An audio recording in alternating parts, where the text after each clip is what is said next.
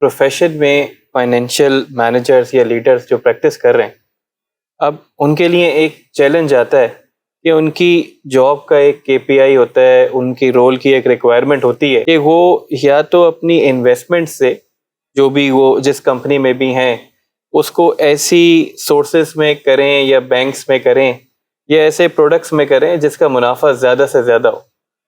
آن دی کنٹرری اگر ان کو کہیں سے لون لینے کی ضرورت ہے تو کسی بھی وجہ سے ہو سکتی ہے، اپنی کمپنی کے حالات کی وجہ سے، ضروریات کی وجہ سے، تو جب آپ لون لیں تو وہ کم سے کم شرح کے اوپر لیں۔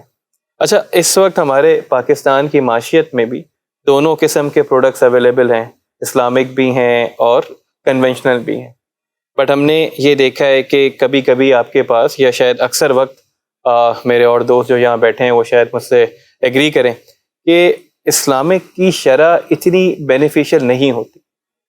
اچھا، آپ چاہ تو رہے ہوتے ہیں کہ ہاں جی ہم ایک جو طریقہ ہے اور جو پسندیدہ طریقہ ہے ہم اسی پہ جائیں، لیکن کیونکہ آپ کے کچھ KPIs ہوتے ہیں اور ہم میں سے اکثر لوگ ملٹی نیشنلز میں کام کر رہے ہوتے ہیں یا ہمارے جو اونر حضرات ہوتے ہیں وہ اس طریقے سے ان کا ایمان کا وہ لیول نہیں ہوتا کہ آپ ان کو یہ بات سمجھا سکیں، تو ایسی سچویشنز میں ہم پروفیشنلز کے لیے کیا لائن آف ایکشن ہونا چاہیے یا ہمارے لیے کیا ہدایت ہے؟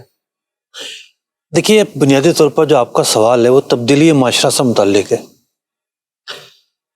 معاشرے میں تبدیلی ہمیشہ فرد سے آتی ہے، نعرہ لگانے سے تو نہیں آتی۔ بھئی جس کمپنی میں آپ کام کرتے ہیں، یہ کام کرتے ہیں، یہ کام کرتے ہیں، اس کے سیٹ کا ذہن بن جائے تو آگے کے سارے کام آسان ہیں۔ صحیح بات۔ سیٹ کا ذہن یہ بن جائے کہ مجھے 2 پیسے کم مل رہے ہیں تو میں راضی ہوں، لیکن سودی معاملہ نہیں ہونا چاہیے۔ پاکستان میں کئی بڑی بڑی کمپنیاں ہیں جو سودی بینکوں سے بالکل بھی ڈیل نہیں کرتی، بالکل بھی ڈیل نہیں کرتی، حالانکہ وہ بھی اپنی مشینری ڈالتی ہیں، فیکٹریاں ڈالتی ہیں، دیگر چیزیں ڈالتی ہیں۔ بات ہوتی ہے ذہن بننے کی۔ حضرت قبلہ مفتی منیب الرحمن صاحب دامت برکاتہم العالیہ وہ ایک بات بڑی جو نا خوبصورت فرماتے ہیں۔ وہ فرماتے ہیں کہ یہاں سیٹ صاحبان کی کیفیت یہ ہے کہ ہمارے پاس آتے ہیں، یعنی اسلامی بینک والوں کے پاس، وہ تو سودی بینک والا تو اتنا نفع دے رہا ہے، ٹھیک ہے، آپ تھوڑا سا کم دے رہے ہو۔ ہوتا یہ ہے کہ کیپٹل جس کا بڑا ہوتا ہے، جس کا حجم بڑا ہوتا ہے، وہ زیادہ رعایت دیتا ہے، جس کا کم ہوتا ہے تو ممکن ہے اسلامی بینک جو ہے ان کا کیپٹل کم ہو ان کے مقابلے میں، کہ ہر بینک کا اتنا نہیں ہوتا۔ تو ایک وہ چیز جو سیدھی سیدھی سود ہے، اور دوسری وہ چیز کہ جو عقود شریعہ پر ہے، اس کے اندر مرابط ہوگی، اس کے اندر کار لیزنگ ہوگی، اس کے اندر دیگر چیزیں ہوں گی۔ بعض علماء کا جزوی اختلاف بھی ہے، وہ اپنی جگہ پر ہے۔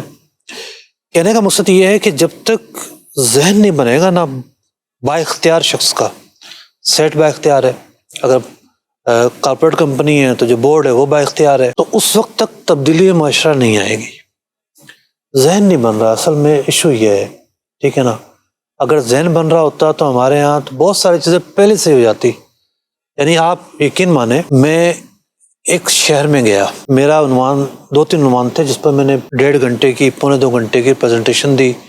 صرف پریزنٹیشن نہیں تھی، 7 سوال جواب چلتے رہے، 15-20 منٹ ہو جاتے، پھر سوال جواب شروع ہو جاتے، سب کچھ چلتا رہا۔ بالکل اینڈ میں ایک اس شہر کے، بڑا صنعتی شہر ہے، میں اس کا نام لینا چاہ رہا، پاکستان کی تجارت کا ہب مانا جاتا ہے، اس شہر کے جو چیمبرز آف کامرس کے سابقہ صدر صاحب تھے، انہوں نے مائک پکڑا۔